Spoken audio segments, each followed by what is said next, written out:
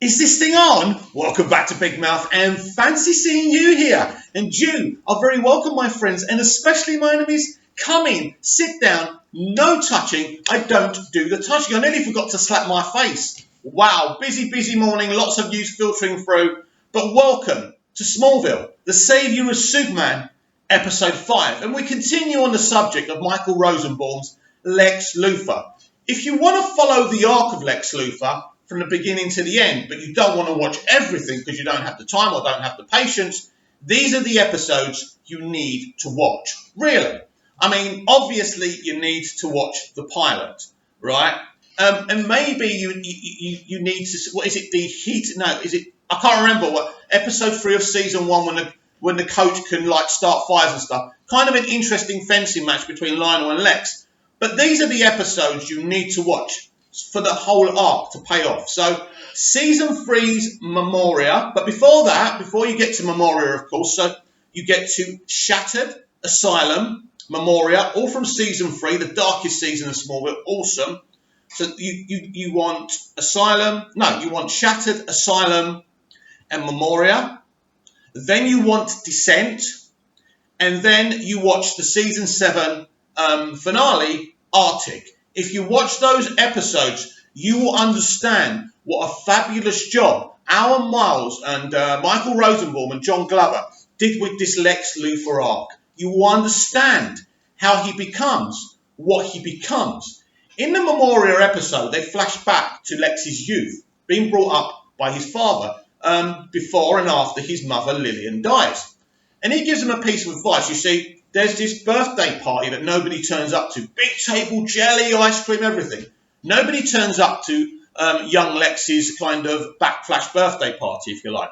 So he starts to give Lex some advice because he says, everybody hates me.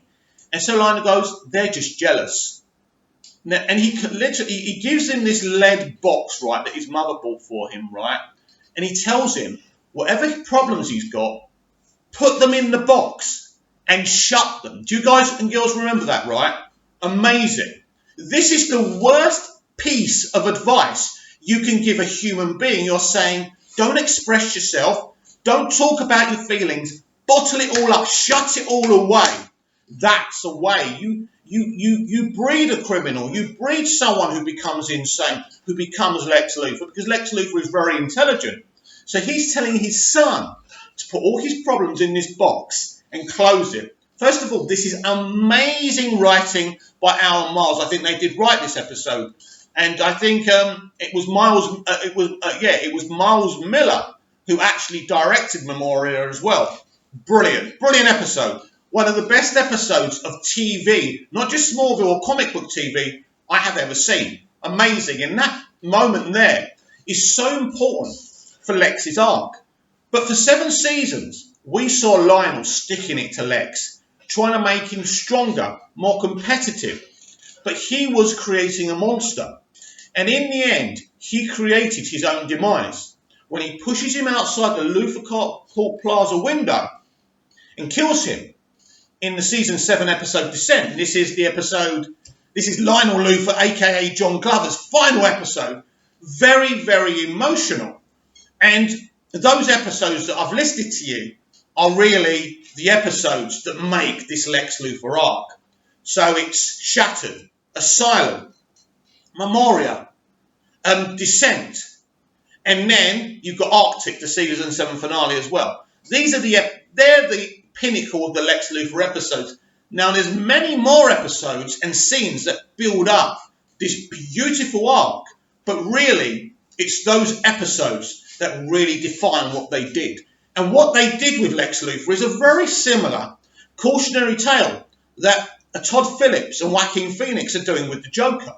This is what you do. It's actually a character study on Lex Luthor and the way he's raised and all of that. And it really is so good, so powerful and so compelling when you think of the kind of audience types you were getting to watch Smallville. Teenagers, teenage girls, Superman fans, different people were coming in, especially for the first 3 seasons.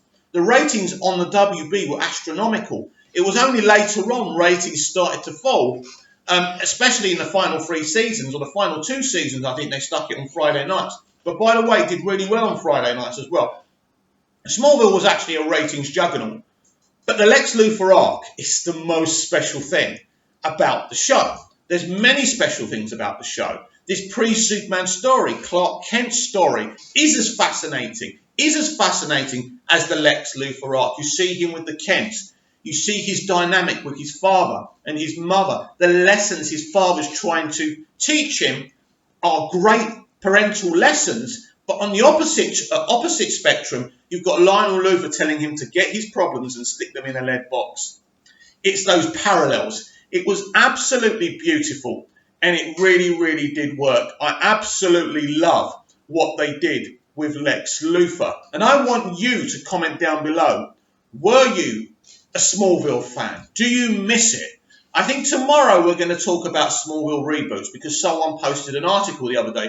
I don't know if I'm going to be able to find it and read it out to you, but it's very, very interesting, because this article said that Smallville doesn't need to come back as a revival. It needs a reboot. Now, I came up with a rebooted idea called Smallville Metropolis, and we'll be talking about that in episode 6 of Smallville, the Saviour of Superman.